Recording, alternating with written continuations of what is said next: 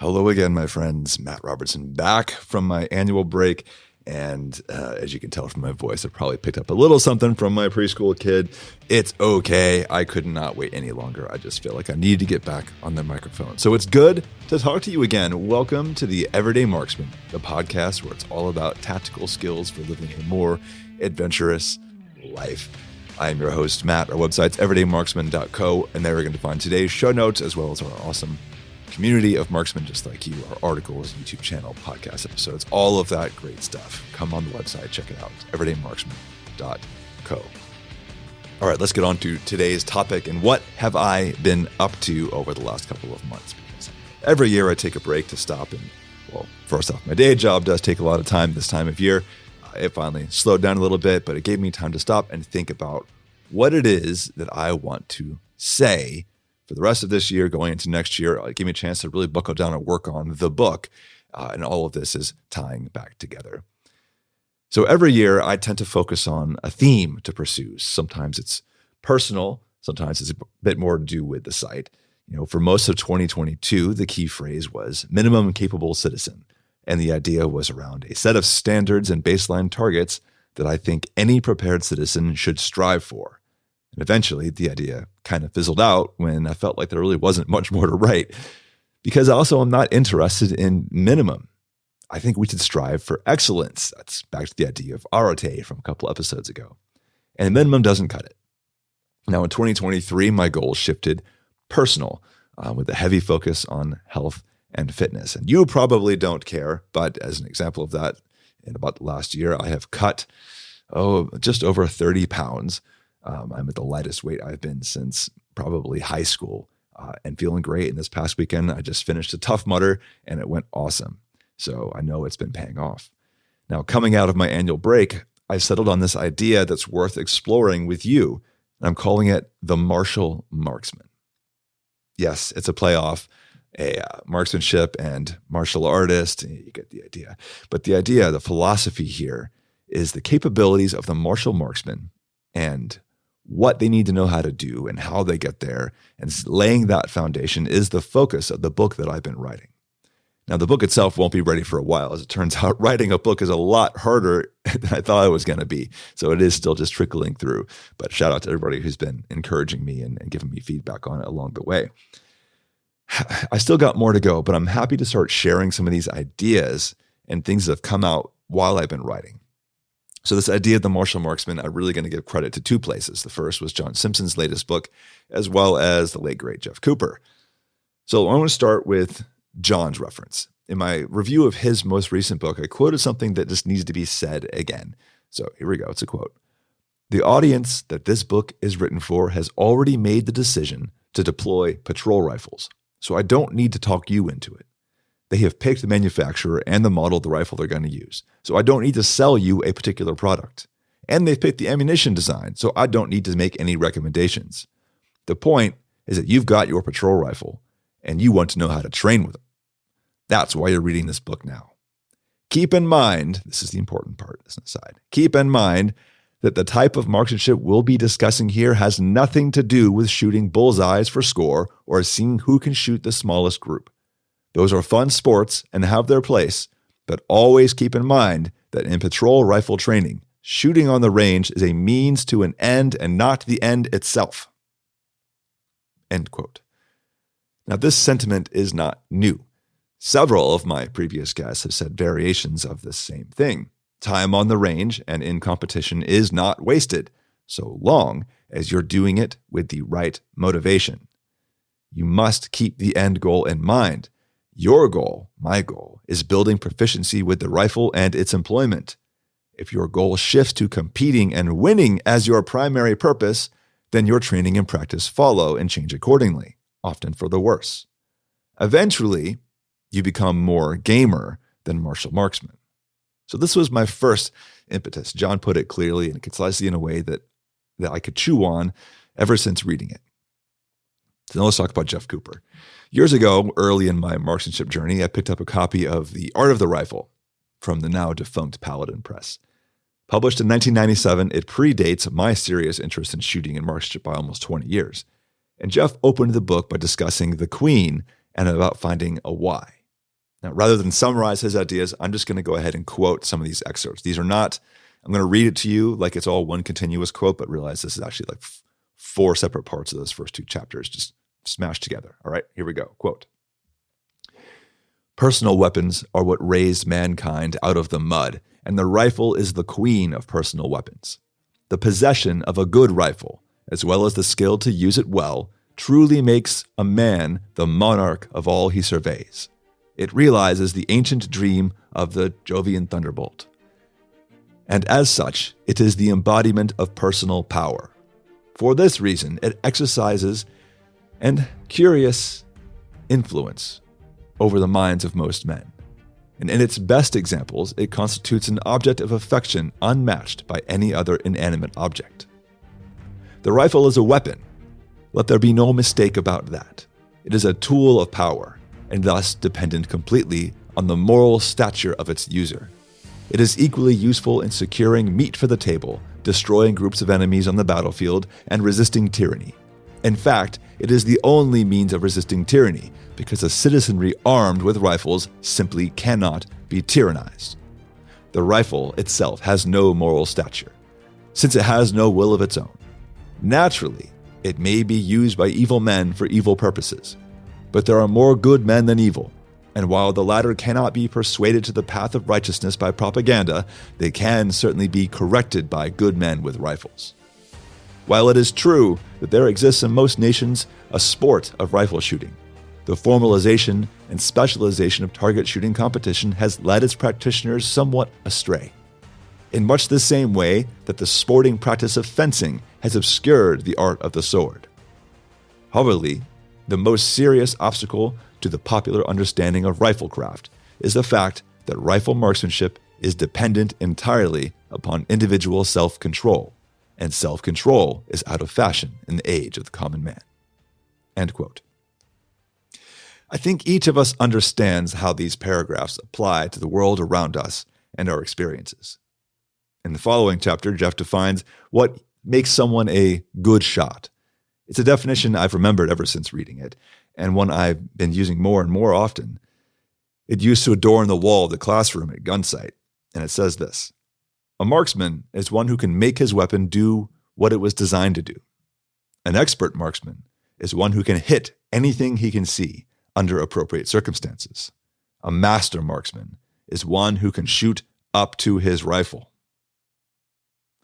Now, taken together, these two pieces of writing send me down a bit of a rabbit hole over the last couple of months and solidified my theme for the coming year as the Martial Marksman, probably for a lot longer after that. So let's get something out of the way first. The Martial Marksman is an ideal to strive for. It is the embodiment of our why, for training our minds and our bodies for success at arms. Outside of select military units where this kind of thing is your profession and someone else pays for all of your training and logistics needs, the vast majority of marksmen simply do not have the time or finances and have too many competing priorities to do this all of the time. In other words, we will never reach par excellence across all domains under the purview of the martial marksman simultaneously. We can only pursue them and achieve excellence in a few areas at a time. It is the practice that is most important. So knowing that the martial marksman is an ideal rather than a physical, you have arrived point in your personal journey, what characteristics define such an ideal?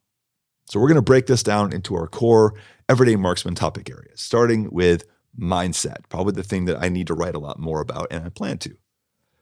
The martial marksman's mindset is focused on success at the task at hand and is adept at handling stressful situations. He is confident in his abilities without being arrogant and demonstrates relentless self-control in all areas of life. In the style of Jack Donovan's tactical virtues, the mindset of martial marksman covers all bases. He espouses courage, moral strength, a sense of honor, and his mindset supports the development of skills mastery with focus and tenacity. The question then becomes, how does an aspiring martial marksman develop these mental attributes? That is, ultimately a series of articles for another day, and I've dabbled in these before, particularly when it comes to winning mindsets and skills development, and a few thoughts on controlled adversity. But I think there's a lot of room to go deeper. If I were to pick 3 core areas that build the martial marksman mindset, it's going to be these 3. starting with controlled adversity. The martial marksman actively chooses to do the harder thing from time to time. That might be as simple as taking the stairs at work rather than the elevator, parking at a further away spot in the parking lot, or denying himself certain little pleasures and conveniences like camping with a tent. Challenging exercise programs are their own version of controlled adversity, demanding that the lifter find the will to overcome the weight and challenge himself because it's going to be hard. Which gets to the next point. The martial marksman wants to build his self-image. He routinely practices his skills and abilities and actively seeks opportunities to test them against others in the agon. Remember, the struggle against others. A marksman will never outperform how he views himself, so he must test himself to see where his skills truly lie. Remember, for a martial marksman, competition is a means to an end and not the end itself. Which gets us to mindful practice. I don't necessarily mean meditation, though it's not necessarily a bad thing, but the martial marksman is adept at keeping his mind focused on the here and now. When performing a task, like a practice session or dry fire, he quiets his mind of other things. In fact, some activities, like lifting a heavy bar on your back, outright require that you think about nothing else, which makes them useful for training this attribute as well as the physical. So let's now turn to tactical fitness. Now, when it comes to physical capability, the martial marksman is ready and able to handle any reasonable task thrown at him without becoming a liability. That does not mean he is the strongest or the fastest, only that he is strong and fast enough to succeed. Again, I've touched on some reasonable fitness standards to strive on, and I've talked about the role of physical fitness in a marksman's life, but there's still a lot to do because the message is just not making its way out. A marksman's level of physical fitness is a trailing indicator of his lifestyle choices and habits. The hard truth here, and one I wish I understood better when I was in active duty, and honestly sometimes described as kind of heavy but moves well. Along with marksmanship skill, fitness is one of those things that cannot be faked. There is no such thing as buying your way into good health and a high level of strength. You have either put in the time and consistency to make it happen as best you can within your circumstances, or you have not. For that reason, the pursuit of strength and fitness is also an incredible way to support a proper mindset. It requires that you regularly put yourself under controlled adversity. Success mandates focus and mindful practice, else you will not see the results or may even become injured. Physical training builds the self-image because you test yourself over and over again, exploring your limits and pushing them a little further every time. This is why I pair the two of mindset and fitness so closely together. Now, best of all, it's practically free to practice this. A marksman only needs to prioritize it enough to find a way, and that is cheaper, certainly, than the price of ammo these days. But that gets us to marksmanship. So, of course, a martial marksman engages in marksmanship, simply described as the ability to hit the mark. Marksmanship is a fundamental practice. Like strength, it is a never-ending journey that we must pursue to the next level for as long as we are able. At the beginning, it may simply be consistently hitting a piece of paper at 50 yards while sitting at a bench. Once the novice marksman can do that, they move on to the X ring at 100 yards, steel at 300, and so on. Again, to Abe Jeff Cooper's writing, the end goal is that a martial marksman become confident that they can hit the target they can see under nearly any weather condition. The ballistic limitations of the cartridge and the environment, notwithstanding, of course. We haven't even touched on the third level of Jeff's hierarchy, which is the ability to shoot up to the level of the rifle. And this is a battle that I fight with every day with the everyday marksman, because too often we all become bogged down in the idea of buying the best, even when we are so far from able to really take advantage of it. The hard truth is that most rifle and optic combinations are more capable by a long way than the shooters wielding them. Yet somehow, everyone just goes along with this idea that by spending more money on a better widget, I'm going to become better myself. Well, the martial marksman does not do this. He builds his fundamental abilities to the point that he could pick up practically any rifle and make it sing. As with fitness, one's marksmanship ability is a direct reflection of the time, discipline, and consistency that went into their marksmanship practice. It cannot be faked or bought. The practice of marksmanship further contributes to the self-control and mindful practice requirements of mindset. You see the synergy coming back around again. So this is going to be the theme for the martial marksman, is these elements of mindset, physical fitness and capability, and marksmanship. Of course, we do have to talk about equipment. But the simple truth here is the martial marksman is not interested in optimization for any possible situation. Down that path lies a bottomless pit of financial despair. Trust me, I know, as someone who spent an unusually large amount of money on gear just to try it. Instead, he considers his primary use case and equips himself to perform well at that. He practices it so much, he becomes so comfortable and competent with his primary gear to the point that any other situation, when it comes up, he can still successfully deal with that, even if it wasn't optimized for the situation. Case in point, I like to use this one, is I talk a lot about 16 and 20-inch rifles being great general purpose all around. And inevitably, someone's going to come out of the woodwork saying, yeah, but you wouldn't want to do clearing your house with anything longer than 12 inches or 10 inches, blah, blah, blah. You know what? If you practice enough and you get the right training and you do it, it can be done. Because the martial marksman is judicious with his resources. He invests where it is required and carefully considers the probability, risk, and reward ratios of purchasing more gear. Now, don't get me wrong. Equipment matters, but it only matters insofar as it is reliable and it can support the task at hand. Becoming a gear whore for the sake of it is not the martial marksman's way. It's the gear nerd way, and I'll say that as a gear nerd myself, but it's not the martial marksman way. I guess the fifth item here is skill set.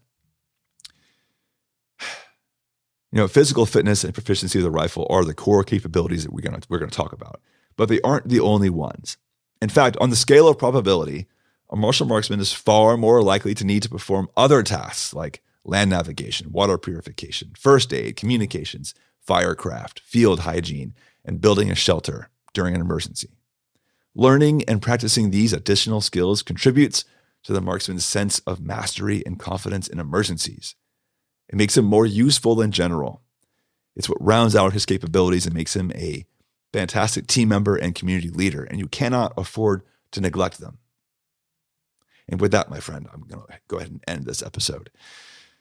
This is my first brain dump of this idea and how it's going to mold my writing and the site over the coming year and beyond. So I'm glad you're on this journey with me.